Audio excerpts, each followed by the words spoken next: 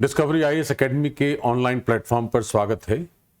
Themes in GS with CVP Srivastava. इस lecture series में आज हम लोग बात कर रहे हैं बहुत चर्चित विषय की और बहुत संवेदनशील मुद्दे की। वह है आर्थिक रूप से कमजोर वर्गों को जो 10% आरक्षण देने वाली बात सरकार ने की है 2019 में, उसी संशोधन अधिनियम की वैधता पर जो उच्चतम न्यायालय के विचार आए हैं, जो निर्णय आया है, उसी को हम चर्चा का विषय बनाया है हमने आज कि 103वां संविधान संशोधन अधिनियम 2019 न्यायालय ने वैध करार दिया है और यह कहा है कि आर्थिक रूप से वंचित वर्गों को जो 10% आरक्षण देने की बात कही गई है वह संवैधानिक रूप से वैध है। जहां तक आरक्षण का प्रश्न है, सबसे पहले मैं यह बात स्पष्ट करना चाहता हूं कि जब भी आरक्षण का मुद्दा हमारे सामने उभर कर आता है या जब भी आता रहा है तो हमारी भावनाएं कहीं ना कहीं उससे प्रभावित होती हैं।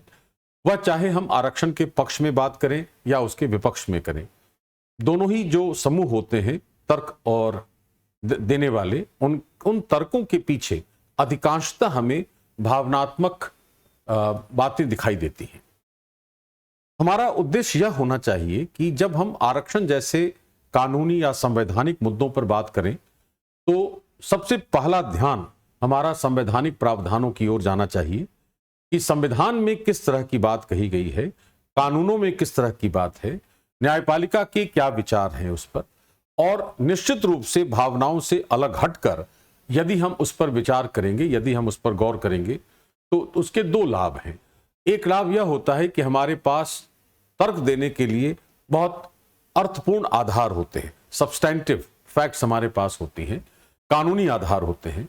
और दूसरा कि यदि आप सिविल सेवा की परीक्षा में बैठने वाले हैं तो आपके उत्तर लेखन में वो तथ्यात्मकता, वो विश्लेषण करने की क्षमता और संवैधानिक विधिक प्रावधानों का आधार आपके उत्तर को बहुत ताकतवर बनाता है और आप बहुत सटीक और बहुत अंकदायी उत्तर लिखने में सक्षम हो पाते हैं।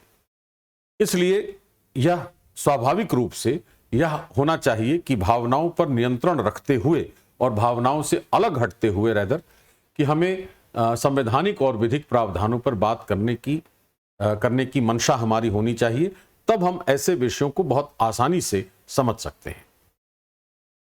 आज की चर्चा में जो मैं आपसे बात करने वाला हूं वह यह है कि संविधान का 103वां संशोधन अधिनियम 2019 क्या था और उसकी पृष्ठभूमि क्या थी, क्यों ऐसे संविधान संशोधन अधिनियम को लाने की बात सोची सरकार ने, उसके द्वारा किस प्रकार के संशोधन संविधान में किए गए और उन संशोधनों का उद्देश्य क्या रहा है, और इसके साथ साथ आखिर किन मुद्दों पर उस संविधान संशोधन अधिनियम को चुनौती दी गई और न्यायालय ने किस तरीके से उस पर निर्णय दिया है। ध्यान देने वाली बात यहां यह भी है कि यह जो निर्णय आया है, यह निर्णय 5 न्यायाधीशों की खंडपीठ ने दिया है, जिनमें से 3 ने इसके पक्ष में दिया है, इसको वैध ठहराया है, और 2 न्यायाधीशों ने इस पर अपनी असहमति जताई है। यह भी ध्यान देने वाली बात है कि जब भी कोई निर्णय इस तरह का होता है विभाजित पीठ द्वारा कि जिसमें कुछ न्यायाधीश असहमति व्यक्त कर रहे हैं और बाकी जो है वो सहमति दे रहे हैं उस पर, तो उससे हमें घबराने की या उससे हमें विचलित होने की आवश्यकता नहीं है। हर न्यायाधीश अपने आप में अपनी क्षमता के अनुरूप, अपनी योग्यता के अनुरूप अपने विचार रखने के लिए स्वतंत्र है। इसलिए वह सहमति दे अथवा असहमति दे, हम न्यायाधीशों की योग्यता पर प्रश्न चिन्ह नहीं लगा सकते, हम न्यायाधीशों की गुणवत्ता पर प्रश्न चिन्ह नहीं लगा सकते, हम खंडपीठ के फैसले पर प्रश्न चिन्ह नहीं लगा सकते। तो 2 न्यायाधीश जो असहमति व्यक्त किया जिन्होंने, उनकी बात भी हम नजरअंदाज नहीं कर सकते और उन पर भी चर्चा करना हमारा दायित्व है कि आखिर किन वजहों से, किन कारणों से उन्होंने अपनी असहमति जताई है। लेकिन वास्तविकता यह है कि जब पीठ का निर्णय लोकतांत्रिक होगा, अर्थात अधिकांश न्यायाधीश अगर उसके पक्ष में हैं, तो वह निर्णय मान्य होगा। और न केवल मान्य होगा बल्कि यदि हम संविधान के अनुच्छेद 141 के प्रावधानों पर गौर करेंगे तो यह स्पष्ट उल्लेख है इसमें कि उच्चतम न्यायालय के निर्णय भारत के राज्य क्षेत्र में सभी न्यायालयों पर बाध्यकारी होते हैं। तो हमारे ऊपर भी वह बाध्यकारी होगा, लेकिन असहमति व्यक्त करने वाले विचारों को भी हम अनदेखी नहीं कर सकते। उसके पर भी विचार करने की आवश्यकता है ताकि हमें दोनों पक्षों की बात समझ में आए, और तब उसका विश्लेषण करना हमारे लिए सरल होता है कि आखिर न्यायालय ने क्यों ऐसा लोकतांत्रिक निर्णय दिया है, और वह हमें तथ्यात्मकता और हमारी समझ को अर्थपूर्ण सब्सटेंटिव बनाएगा। तो सबसे पहले हम लोग यहां बात कर रहे हैं कि संविधान का 103वां संशोधन अधिनियम 2019 क्यों लाया गया था और उसकी पृष्ठभूमि क्या थी। तो संक्षेप में यदि समझा जाए तो 90 के दशक में ही यह बात सरकार के सामने आई थी कि क्या आर्थिक रूप से जो वंचित वर्ग है उनको आरक्षण की सुविधा दी जानी चाहिए अथवा नहीं। संविधान का जो अनुच्छेद 15 का खंड 4 है वह यह कहता है कि सामाजिक और शैक्षणिक रूप से पिछड़े वर्गों के लिए राज्य विशेष प्रावधान करेगा, जहां से हम एक संकल्पना निकालते हैं जिसको कहते हैं संरक्षणात्मक विभेदीकरण, प्रोटेक्टिव डिस्क्रिमिनेशन। वो मैं आगे चर्चा करता हूं आपसे। तो 15(4) में यह बात स्पष्ट रूप से लिखी गई है कि भारत में जो पिछड़ेपन का आधार होगा वो सामाजिक और शैक्षणिक पिछड़ापन होगा। उसमें आर्थिक पिछड़ेपन का कहीं कोई उल्लेख नहीं है। हालांकि उच्चतम न्यायालय ने अपने कई निर्णयों में यह बात स्पष्ट की है कि हम आर्थिक दशाओं की अनदेखी नहीं कर सकते, और यदि हमें कोई भी विशेष उपबंध करना है, आरक्षण ही देना है या कोई भी प्रावधान करना है उन वर्गों के लिए, तो हम आर्थिक दशाओं की भी पूर्णतः अनदेखी नहीं कर सकते। हालांकि पिछड़ेपन का आधार सामाजिक और शैक्षणिक है, जैसा अभी मैंने कहा। तो 90 के दशक के पूर्वार्ध में ही, शुरुआत में ही यह बात सरकार के सामने विचार में थी कि क्या आर्थिक रूप से जो कमजोर वर्ग है उनको मुख्य धारा से कैसे जोड़ा जाए। मुख्य धारा का मतलब यहां यह है कि जो वर्ग मुख्य धारा से बाहर है उसका अर्थ यह होता है कि उसके पास धारणीय रूप से सामाजिक, आर्थिक या अन्य संसाधन उपलब्ध नहीं हो रहे और उसकी पहुंच संसाधनों तक नहीं है। वह या तो सामाजिक पिछड़ेपन की वजह से हो सकता है, शैक्षणिक पिछड़ेपन की वजह से हो सकता है, या सरकारों ने ऐसा महसूस किया कि आर्थिक कमजोरियों की वजह से भी ऐसा हो सकता है। तो जब हम सामाजिक और शैक्षणिक रूप से पिछड़े वर्गों को मुख्य धारा से जोड़ने की बात सोच सकते हैं, तो आर्थिक रूप से जो कमजोर वर्ग है उनको मुख्य धारा से जोड़ने के लिए क्यों नहीं उनके लिए भी एक सुविधा उपलब्ध कराई जाए और उनके लिए भी आरक्षण जैसे प्रावधान किए जाएं। इसी पृष्ठभूमि में एक आयोग गठित किया गया मेजर जनरल रिटायर्ड एसआर सिन्हो की अध्यक्षता में, और 3 सदस्यीय आयोग था जिसने यह अनुशंसा की थी कि ऐसे आरक्षण दिए जा सकते हैं जो आर्थिक रूप से कमजोर वर्ग है। तो यह कहा जाएगा कि 103वां संविधान संशोधन अधिनियम एसआर सिन्हो आयोग की अनुशंसाओं पर आधारित रहा है, और यह सरकार ने उसी आधार पर यह विधेयक प्रस्तुत किया था और संविधान में यह संशोधन करने के लिए अधिनियम बनाया था। तो सबसे पहली बात यहां पर यह आ रही है कि 103वां जो संशोधन अधिनियम है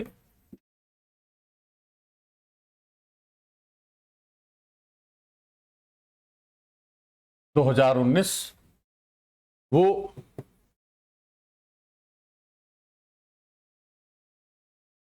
एसआर सिन्हो आयोग की सिफारिशों पर है।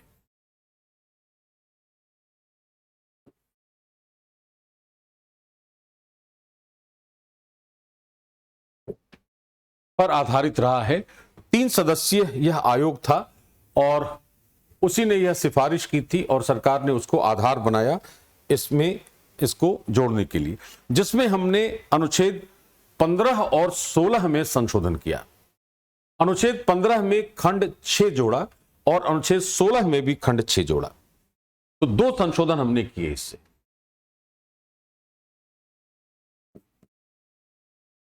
पंद्रह में खंड 6 उपखंड ए तथा बी, और अनुच्छेद 16 में खंड 6 क्लॉज एंड सब क्लॉज हमने जोड़े अनुच्छेद 15 और 16 के तहत।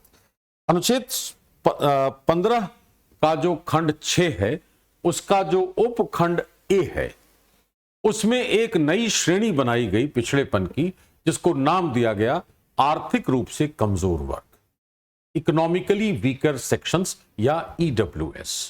तो इस उपखंड में ईडब्ल्यूएस नामक एक नई श्रेणी रखी गई और यह कहा गया कि ऐसे वर्ग जो 15(4) और 15(5) से बाहर हैं, तो 15(4) और 15(5) में ऐसे वर्ग हैं जो सामाजिक और शैक्षणिक रूप से पिछड़े हैं। इसका मतलब हो गया कि एक वर्ग ऐसा होगा कि जो सामाजिक और शैक्षणिक रूप से पिछड़ा है, वह अन्य पिछड़ा वर्ग हो सकता है, वह अनुसूचित जाति है, अनुसूचित जनजाति है। इन वर्गों को हम सामाजिक और शैक्षणिक रूप से पिछड़ा वर्ग मानते हैं संविधान के अनुसार। इसके बाद इस एक नई श्रेणी बनाई गई सरकार द्वारा इस संशोधन से, जिसको कहा हमने आर्थिक रूप से कमजोर वर्ग। तो हमारे पास अब दो श्रेणियां हो गई पिछड़ेपन की, और एक श्रेणी हो गई सामाजिक और शैक्षणिक रूप से पिछड़ा और दूसरी हो गई आर्थिक रूप से कमजोर। तो दो श्रेणियों की बात हो गई। जैसे हमने यह संशोधन किया और उपखंड क में हमने यह जोड़ा खंड 6 में, जिसको शामिल किया हमने 103वें संशोधन से 2019 में। इसके साथ साथ यह भी कहा दूसरे उपखंड में कि ऐसे जो वर्ग होंगे, आर्थिक रूप से जो कमजोर वर्ग है, उसको शिक्षण संस्थाओं में प्रवेश करने के लिए प्रावधान किया जाएगा और अधिकतम 10% का आरक्षण दिया जाएगा। तो शैक्षणिक संस्थाओं में, चाहे वो निजी संस्था हो, वित्त पोषित हो, सरकार से वित्त लेती हो, नहीं लेती हो, कोई भी संस्था ऐसी होगी, शिक्षा संस्था, जिसमें प्रवेश करने के लिए इस नई श्रेणी के जो लोग होंगे, जो समूह होंगे, उनको 10% तक का आरक्षण प्राप्त होगा। यह कहा अनुच्छेद 15 खंड 6 का उपखंड ख या बी में यह प्रावधान किया गया। तो 15(6) में दो बातें आई। ए में रखा गया कि there is a new category called EWS, एक नई श्रेणी होगी जिसको हम आर्थिक रूप से कमजोर कहेंगे। और दूसरे उपखंड में यह कहा गया कि किसी भी शिक्षण संस्था में, चाहे वो सरकार से धन प्राप्त करती हो या नहीं करती हो, निजी हो या सरकारी हो, सभी संस्थाओं में प्रवेश के लिए ऐसे वर्ग के लोगों को 10% तक का आरक्षण प्रदान किया जाएगा। यह अनुच्छेद 15(6) जोड़कर हमने प्रावधान किया। अनुच्छेद 16(6) में अगर आपको ध्यान है तो अनुच्छेद 16 में यह बात कही जाती है कि लोक नियोजन में समान अवसर दिया जाना है। पब्लिक एम्प्लॉयमेंट में सभी वर्गों को, समूहों को समान अवसर मिलना चाहिए। तो इनको समान अवसर देने के लिए अनुच्छेद 16 में खंड 6 जोड़कर यह कहा गया कि ईडब्ल्यूएस को 10% तक का आरक्षण दिया जाएगा। और यह एक नया प्रावधान होगा जो उन वर्गों से अलग होगा जिनका उल्लेख पहले किया गया है, अर्थात सामाजिक और शैक्षणिक रूप से जो पिछड़े वर्ग हैं उन या अनुसूचित जाति जनजाति वर्ग हैं, उनसे अलग हटकर इस नई श्रेणी के लोगों को 10% का आरक्षण दिया जाएगा लोक सेवाओं में। यह अनुच्छेद 16 के खंड 6 में कहा हमने, और 15 के खंड 6 के उपखंड ए और बी में हमने एक नई श्रेणी बनाई और शिक्षण संस्थाओं में 10% आरक्षण की बात कही। यह मूल तथ्य है संविधान के 103वें संशोधन अधिनियम 2019 का। अब दूसरी बात यह आई कि जो इससे असंतुष्ट थे इस प्रावधान से, उन्होंने एक याचिका दायर की उच्चतम न्यायालय में और इस पर आरोप लगाया कि यह कई कारणों से अवैध है या असंवैधानिक है। तो जनहित अभियान बनाम भारत संघ एक मामला है जिसमें अभी जो निर्णय आया है वह उसी मामले में दिया गया निर्णय है।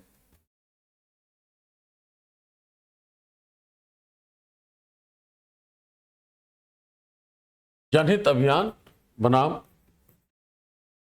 भारत संघ, यूनियन ऑफ इंडिया।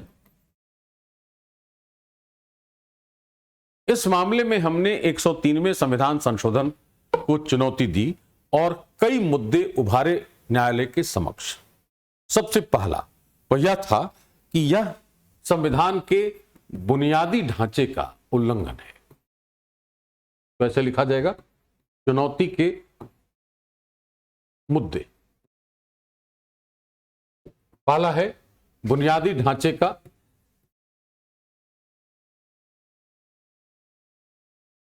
उल्लंघन है।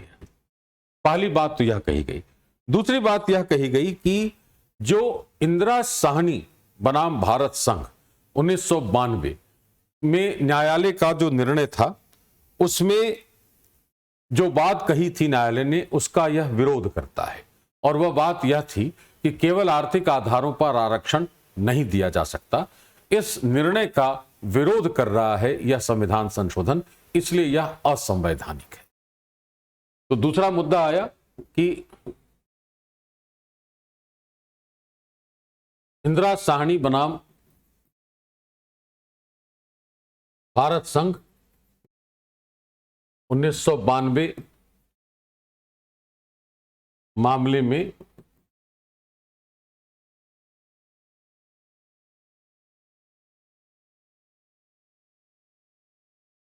न्यायालय के निर्णय का विरोध करते हुए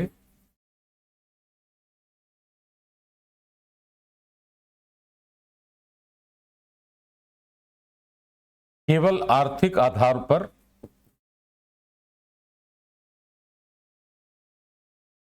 आरक्षण देना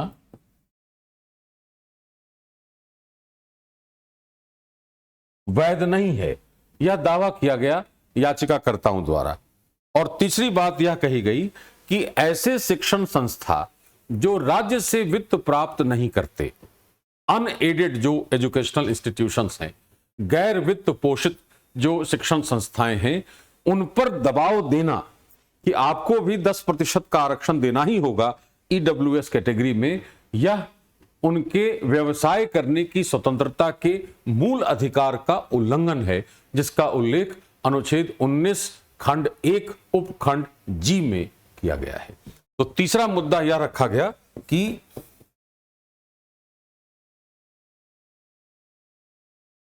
गैर वित्त पोषित शिक्षण संस्थाओं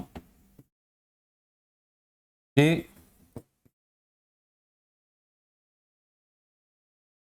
व्यवसाय की स्वतंत्रता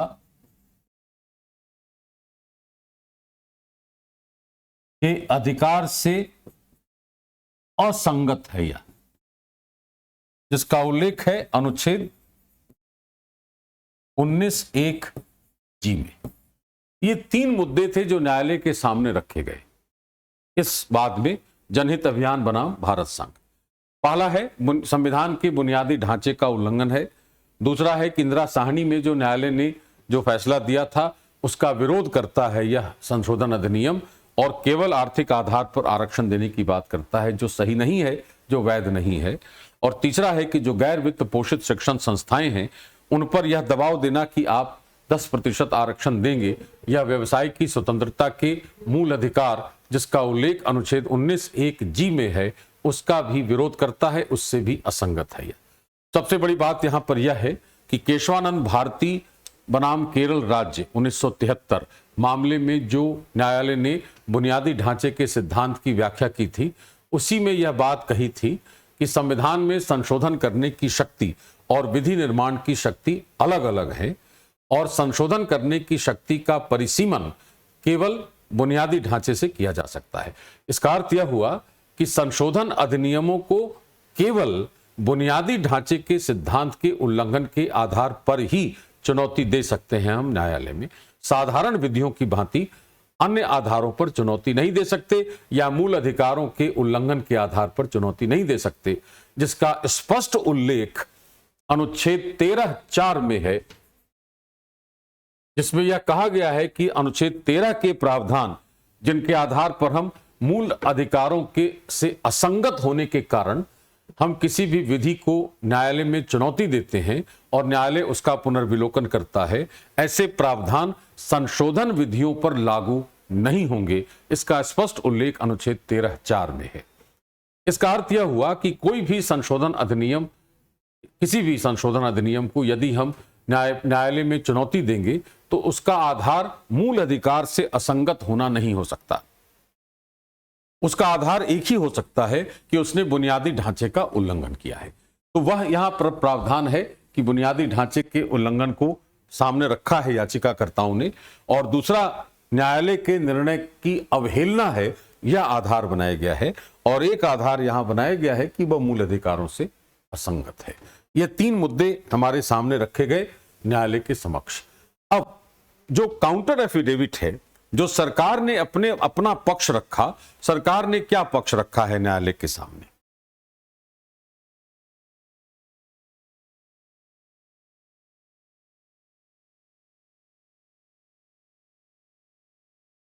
सरकार का पक्ष यह कह रहा है कि यह जो संशोधन अधिनियम है, यह किसी भी कीमत पर बुनियादी ढांचे का उल्लंघन नहीं करता, क्योंकि जो हमने नई श्रेणी बनाई है, वह श्रेणी या उसमें जो शामिल लोग हैं आर्थिक रूप से कमजोर, वो उसके पहले बनाई गई श्रेणी से बाहर थे। कहने का अर्थ यह हुआ कि हमने सामाजिक और शैक्षणिक रूप से पिछड़ा वर्ग बनाया है, जिसमें ओबीसी अन्य पिछड़ा वर्ग भी शामिल है, जिसमें अनुसूचित जाति जनजाति वर्ग भी शामिल है। तो यह जो नई श्रेणी बनाई गई 15(6)(a) के तहत, जिसको नाम दिया EWS, इकोनॉमिकली वीकर सेक्शंस, आर्थिक रूप से कमजोर वर्ग, वह जो वर्ग है वह पहले से जो निर्धारित वर्ग हैं उनसे बाहर है, और हमने पहले से निर्धारित वर्ग में कोई छेड़छाड़ नहीं की है। इसलिए न तो यह उस वर्ग में कोई विभेद करता है, और न ही यह समानता के मूल सिद्धांत या समानता की संहिता, इक्वालिटी कोड का उल्लंघन करता है। इसलिए इसे बुनियादी ढांचे के उल्लंघन का आरोप इस पर नहीं लगाया जाना चाहिए। यह सरकार का पक्ष रहा था, पहली बात। तो सबसे पहली बात सरकार का पक्ष क्या रहा कि EWS पहले से निर्धारित वर्गों से अलग है, जो 15(4) में है, सामाजिक और शैक्षणिक रूप से पिछड़े, और इस कारण समता के सिद्धांत का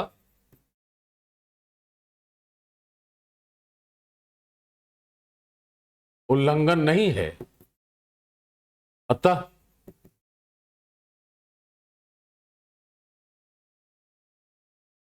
बुनियादी ढांचे से असंगत नहीं है। दूसरा यह दावा किया गया कि जो इंदिरा साहनी के केस में एक ऊपरी सीमा रखी थी न्यायालय ने कि 50% से अधिक आरक्षण नहीं हो सकता, उस पर सरकार ने यह विचार रखा कि जो 50% आरक्षण देने की ऊपरी सीमा है वह लागू होती है 15(4), 15(5) और 16(4) के प्रावधानों के तहत, जिनमें हमने सामाजिक और शैक्षणिक रूप से पिछड़े वर्गों की बात कही है। नई श्रेणी पर यह प्रावधान लागू नहीं होता। अतः इंदिरा साहनी के मामले का जो निर्णय है वह निर्णय भी उस निर्णय से भी यह जो संशोधन अधिनियम है यह असंगत नहीं है। यह सरकार का दूसरा पक्ष है, यह कि 50% आरक्षण की ऊपरी सीमा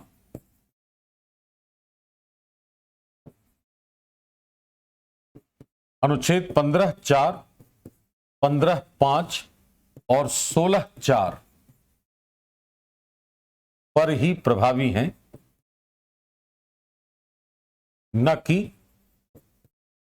16(6) पर या 15(6) पर।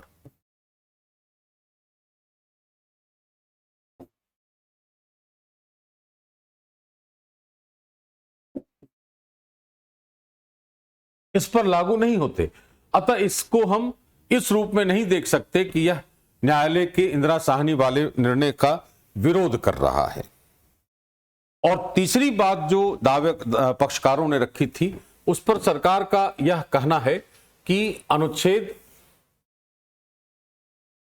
19(1)(g) में जो व्यवसाय की स्वतंत्रता है वह स्वतंत्रता निरपेक्ष नहीं है, और इसको सदैव अनुच्छेद 19(6) के साथ पढ़ा जाना चाहिए, और इसमें वह युक्ति युक्त निर्बंधन लगाया जा सकता है।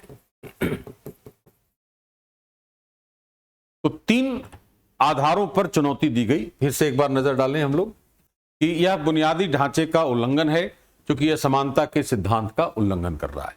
इंदिरा साहनी वाले मामले के निर्णय का विरोधी है, क्योंकि इसने 50% से अधिक आरक्षण दे दिया है। और तीसरा कि गैर वित्त पोषित शिक्षण संस्थाओं पर दबाव देना उनके व्यवसाय की स्वतंत्रता के मूल अधिकार का उल्लंघन है। इन 3 आधारों पर चुनौती दी गई और सरकार ने बारी बारी से इन तीनों आधारों पर अपना पक्ष रखा कि ईडब्ल्यूएस एक नई श्रेणी है जो सामाजिक शैक्षणिक रूप से पिछड़े वर्गों की श्रेणी से अलग है, इसलिए यह समता के सिद्धांत का उल्लंघन नहीं करता और इस कारण यह बुनियादी ढांचे से असंगत नहीं है।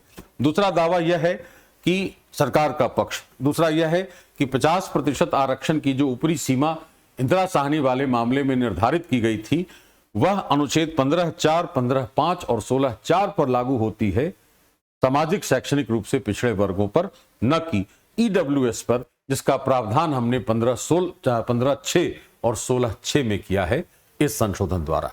और तीसरा पक्ष यह है कि व्यवसाय की स्वतंत्रता का मूल अधिकार जो अनुच्छेद 19(1)(g) में है, वह निरपेक्ष नहीं है और 19(6) के तहत जो युक्तियुक्त निर्बंधन का प्रावधान है उसके आधार पर निर्बंधन लगाया गया है, अतः इसे भी हम इसका विरोधी नहीं मान सकते। अब यहां पर न्यायालय ने इसको वैध कहा। इसका मतलब यह है कि न्यायालय ने सरकार के पक्षों को या सरकार के दावे को सही माना है और इस कारण से भले 2 न्यायाधीशों ने उसका विरोध किया है या उस पर असहमति व्यक्त की है और यह कहा है कि आर्थिक रूप से अगर हम पिछड़ापन देखते हैं, वो आर्थिक रूप से पिछड़ापन क्या है कि 8 लाख रुपए तक की अगर आय है तो वह इसमें शामिल हो सकता है, एक मुख्य जो आधार है इसका। और इसके बाद जो आधार बनाने की शक्ति है वो तो सरकार के पास है कि किन आधारों पर वह आर्थिक रूप से कमजोर मानेगी, वो समय समय पर सरकारें तय करेंगी, राज्य तय करेगा। इसका उल्लेख कर रखा है हमने अनुच्छेद 15(6) में ही।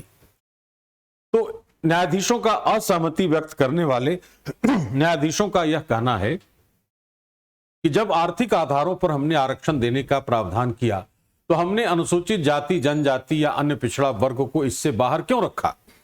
उनको भी तो आर्थिक आधारों पर आरक्षण दिया जाना चाहिए और उनको इंक्लूजन किया जाना चाहिए उनका। इसका मतलब है कि यह जो बहिष्करण है, यह बहिष्करण उन पर लागू हो जा रहा है और हमने उनको इस वर्ग से, इस सुविधा से वंचित रखा है और यह समानता के सिद्धांत से संगत नहीं माना जा सकता। ऐसा एक विचार है असहमति का। लेकिन न्यायालय ने चूंकि इसको वैध कहा, इसका मतलब है कि सरकार के जो ये तीनों पक्ष थे इनको सही ठहराया है उच्चतम न्यायालय के 3 न्यायाधीशों ने, जिनके आधार पर हम उसको लोकतांत्रिक निर्णय कहकर स्वीकार कर रहे हैं और वह हमारे ऊपर बाध्यकारी होगा। अब समानता के सिद्धांत का उल्लंघन है या नहीं, यह देखने के लिए हमें एक रेफरेंस लेना होगा और उसके पहले हमें आरक्षण के बारे में थोड़ी सी चर्चा करनी पड़ेगी।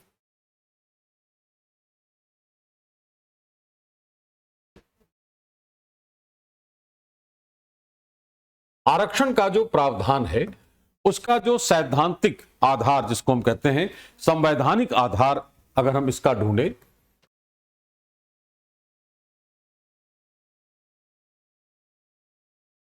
तो वह है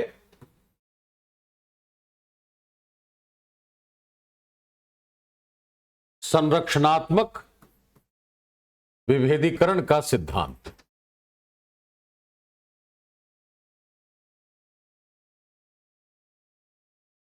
डॉक्ट्रिन ऑफ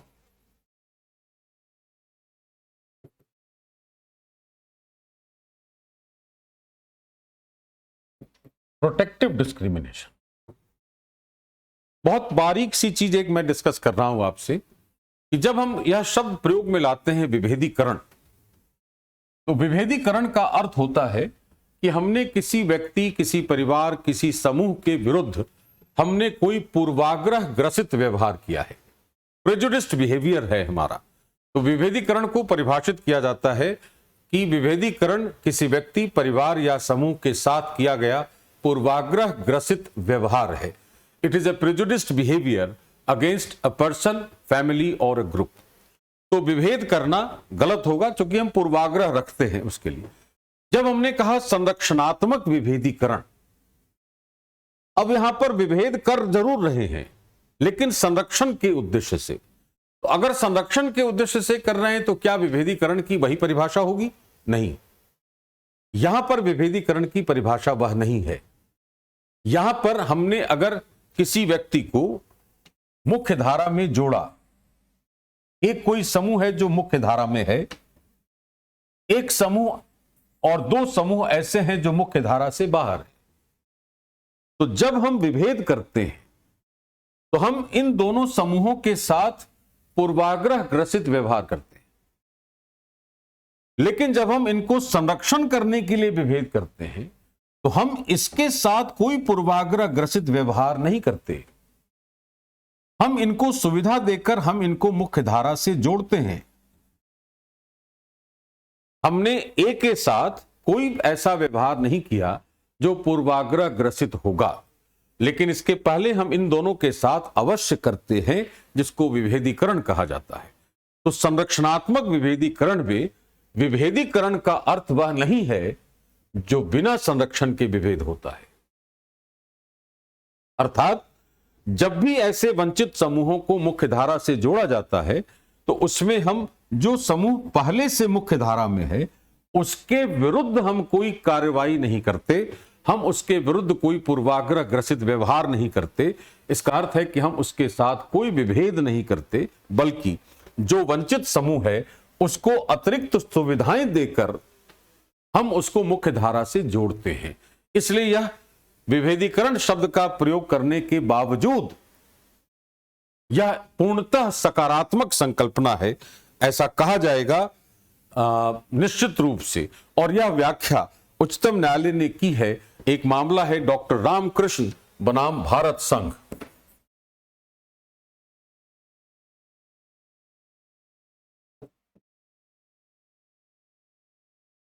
(1994) में, और यह विकसित हुआ है अनुच्छेद 15(4) से। तो कहा जाएगा कि अनुच्छेद 15(4) के प्रावधानों से, जिसमें सामाजिक और शैक्षणिक रूप से पिछड़े वर्गों के लिए राज्य को विशेष प्रावधान करने की शक्ति दी गई है, उसकी व्याख्या से उच्चतम न्यायालय ने डॉक्टर रामकृष्ण बनाम भारत संघ 1994 मामले में संरक्षणात्मक विभेदीकरण की संकल्पना विकसित की है, जिसको हम आज के समय में भी आरक्षण का एक बहुत महत्वपूर्ण आधार मानते हैं। और इसके पीछे का तर्क यह भी कह रहा है, एक बहुत पुराना केस है चिरंजीत लाल बनाम भारत संघ 1951, जिसमें न्यायालय ने यह कहा था कि अलग अलग आवश्यकता रखने वाले समूहों के लिए अलग अलग व्यवहार किया जाना ही समानता होगी। अगर हम, चूंकि हमारा जो समाज है वह प्रतिष्ठा और अवसर की समानता चाहता है संविधान के अनुरूप, तो जिस व्यक्ति को अवसर नहीं मिल रहा उसको अवसर देना होगा, जिसकी प्रतिष्ठा खतरे में है, जिसकी गरिमा पर चोट हो रहा है, उसकी गरिमा की रक्षा करनी होगी, उसको प्रतिष्ठा देनी पड़ेगी, उसका जो स्थान है समाज में बराबरी का, वह स्थान देना होगा। तो जिसकी जितनी आवश्यकता है, जैसी आवश्यकता है, उसके अनुसार ही व्यवहार अगर किया जाएगा तभी समानता लाई जा सकती है।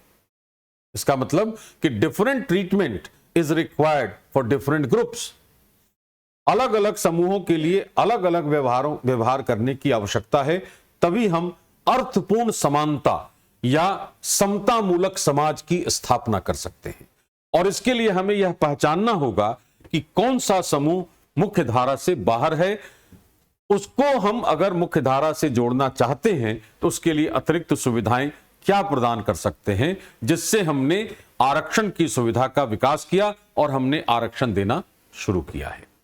तो चिरंजीत लाल बनाम भारत संघ वाले मामले से एक कॉन्सेप्ट आता है बाहर, और उसके बाद डॉक्टर रामकृष्ण बनाम भारत संघ वाले मामले से दूसरी संकल्पना बाहर आती है, जिसको हम कह रहे हैं संरक्षणात्मक विभेदीकरण। तो इसकी जो पृष्ठभूमि है वह बन रही है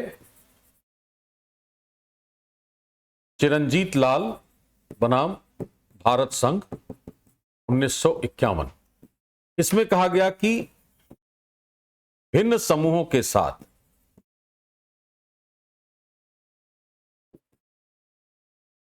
भिन्न व्यवहार समानता ला सकता है या समता ला सकता है, इक्विटी, तभी हम संसाधनों का समता मूलक वितरण कर पाएंगे। यह बात उसने उस मामले में कही और उसके बाद से रामकृष्ण वाले मामले में यह संकल्पना विकसित हुई और उसके हिसाब से हमने आरक्षण देना शुरू किया। अब इंदिरा साहनी वाले मामले में हमने यह कहा कि आरक्षण 50% से ज्यादा नहीं होगा। इसके अलावा जाति हालांकि बहुत महत्वपूर्ण आधार है, एकमात्र आधार नहीं है, यह भी बात कही गई। तीसरी बात यह कही गई कि यदि हमें ऐसा लगता है कि आरक्षण योग्यता का विरोधी है, तो यह भी न्यायालय ने कहा कि ऐसा नहीं है। योग्यता और कार्यकुशलता दो अलग अलग संकल्पनाएं हैं। Merit and efficiency are two different concepts. Merit का अर्थ होता है कि आपकी शैक्षणिक योग्यता क्या है और कार्यकुशलता है कि आप कितना कार्य कर पाने में सक्षम हैं। तो कार्यकुशलता का निर्धारण राज्य उसके लिए न्यूनतम मानकों का निर्धारण कर सकता है, लेकिन योग्यता प्रभावित होती है, आरक्षण से ऐसा नहीं कहा जा सकता। दूसरी बात, एक और मामला आया सामने जिसमें यह कहा गया कि आरक्षण दो तरीके से दिया जाना चाहिए, चूंकि पिछड़ेपन का आधार दूसरा हो सकता है। और वह एक मामला है, बहुत चर्चित मामला है, महेश कुमार गुप्ता बनाम यशवंत कुमार थीरवर 2007 का मामला है वह, जिसमें यह कहा गया है कि आरक्षण दो तरीके से दिया जा सकता है, एक लंबवत और एक क्षैतिज। तो एक तो आरक्षण का आधार यह हो गया और उसकी पृष्ठभूमि यह हो गई कि भिन्न समूहों के साथ भिन्न व्यवहार किया जाना चाहिए। अब आरक्षण का स्वरूप क्या है? तो एक है लंबवत और एक है क्षैतिज।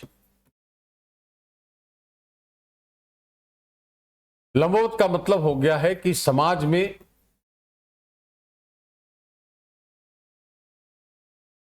संरचनात्मक कारकों जैसे जाति है, धर्म है, लिंग है के कारण पिछड़ापन अगर है, तो उस ऐसे पिछड़े लोगों, ऐसे पिछड़े समूहों को जो आरक्षण दिया जाएगा उसको कहा जाएगा वर्टिकल रिजर्वेशन या लंबवत आरक्षण कहा जाएगा उसको। और यह लंबवत आरक्षण होगा अनुच्छेद 16(4) से गवर्न होगा यह।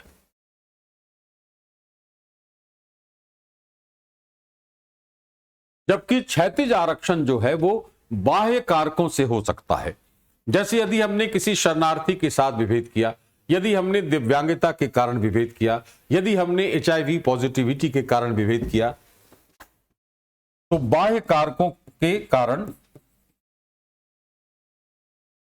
जैसे दिव्यांगता, शरणार्थी आदि,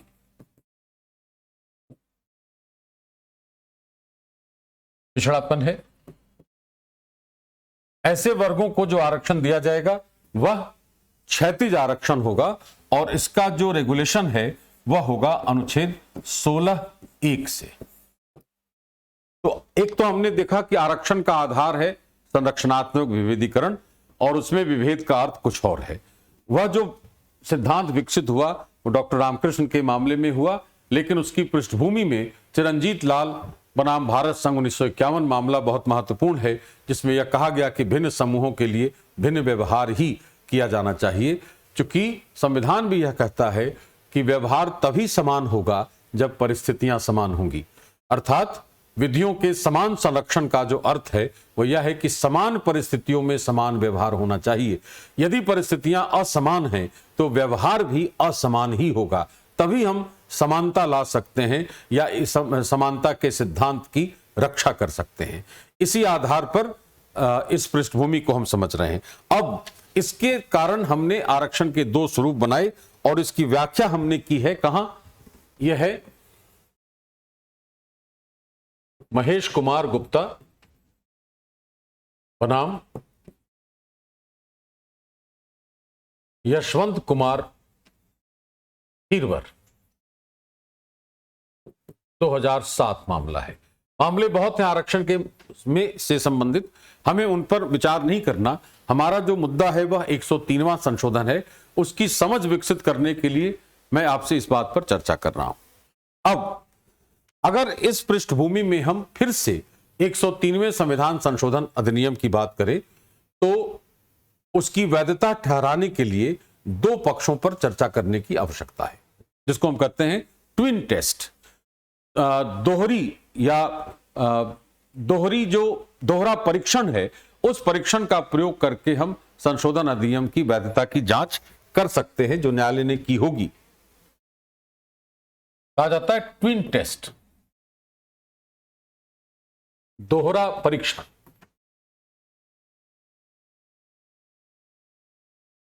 एक को कहते हैं विस्तार का परीक्षण,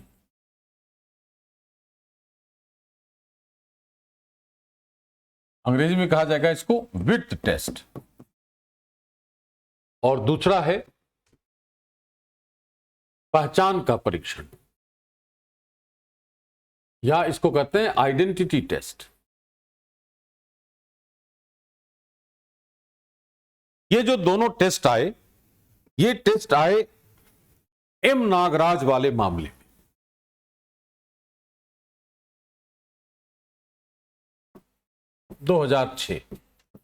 एम नागराज का जो मामला है 2006 का, उसमें न्यायालय ने दो परीक्षणों की बात कही और यह कहा कि जो विस्तार का परीक्षण है, इसका मतलब यह हुआ कि जिस कानून की वैधता की हम जांच कर रहे हैं वह कहां तक संविधान की सीमाओं से असंगत है, उसके उल्लंघन करने का विस्तार कहां तक है, यह देखा जाएगा कि जो विद्यमान प्रावधान है क्या उनमें हस्तक्षेप करता है, वह क्या उनको रोकता है, उनको विरूपित करता है, यह देखा जाएगा।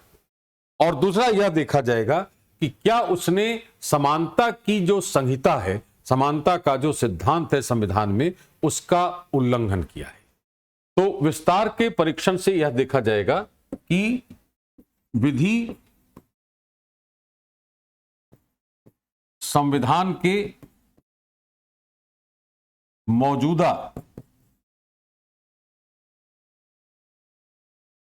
प्रावधानों या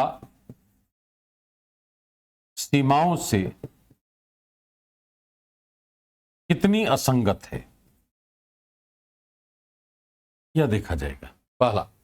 और पहचान का परीक्षण करेंगे तो विधि समता संहिता, इक्वालिटी कोड,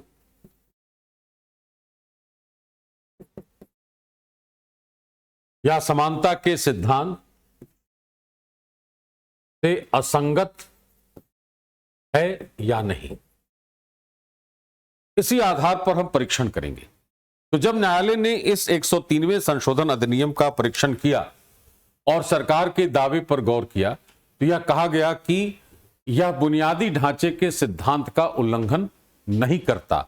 इसका मतलब विस्तार के परीक्षण के आधार पर उसको वैध ठहराया है न्यायालय ने कि यह मौजूदा जो सिद्धांत हैं, लिमिटेशंस हैं, संविधान की जो सीमाएं लगाई हैं संविधान ने, उन सीमाओं से इतर नहीं जा रहा वह, और उसके बुनियादी ढांचे के अंदर ही काम कर रहा है।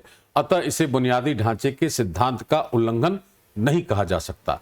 और यदि बुनियादी ढांचे के सिद्धांत का उल्लंघन नहीं है तो यह स्वाभाविक है कि उसके मौलिक सिद्धांतों का भी उल्लंघन नहीं करेगा वह। और यदि हमने एक नई श्रेणी बनाकर किसी को सुविधाएं दी हैं और वर्तमान जो विद्यमान श्रेणियां हैं उनमें कोई हस्तक्षेप नहीं किया है तो यह समानता के सिद्धांत का भी उल्लंघन नहीं होगा पहचान के परीक्षण के आधार पर। इन तर्कों पर न्यायालय ने इस संशोधन अधिनियम को वैध ठहराया है, यद्यपि दो न्यायाधीशों ने इससे असहमति व्यक्त की है इसके बावजूद। अब एक बार फिर से एक रेखा चित्र से इसको हम लोग समझ सकते हैं। अभी जैसे थोड़ी देर पहले मैंने बनाया था, यह मुख्य धारा है जिसमें संसाधन है और ग्रुप ए, बी, सी ये तीनों मुख्य धारा में है।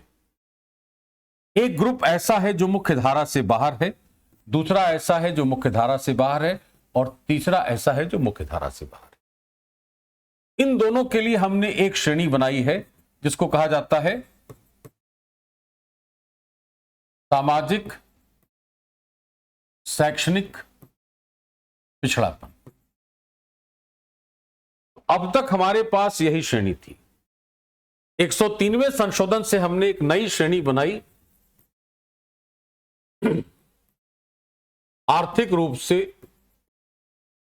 कमजोर वर्ग या EWS।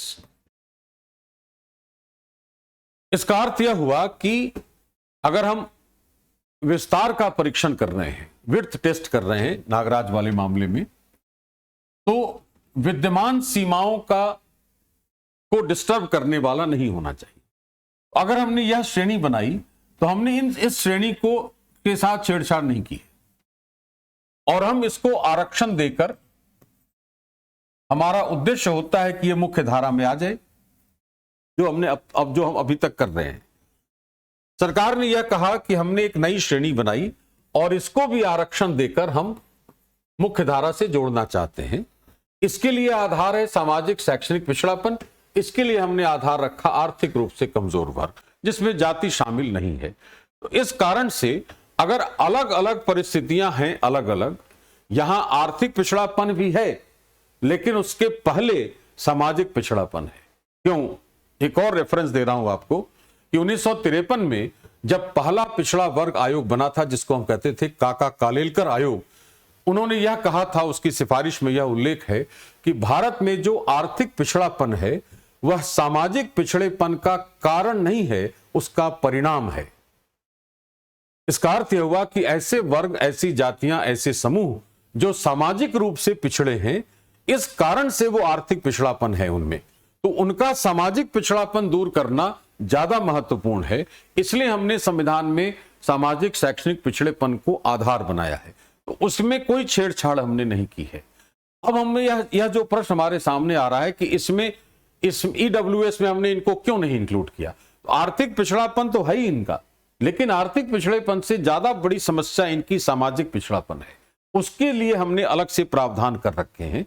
एक समूह हमने ऐसा बनाया जो आर्थिक रूप से वंचित है, आर्थिक रूप से पिछड़ा है और इसका सामाजिक पिछड़ापन नहीं है, तो इसको केवल आर्थिक रूप से कमजोर होने के कारण यह मुख्य धारा से बाहर है, इसलिए इसको हमने अलग से आरक्षण देने का प्रावधान किया।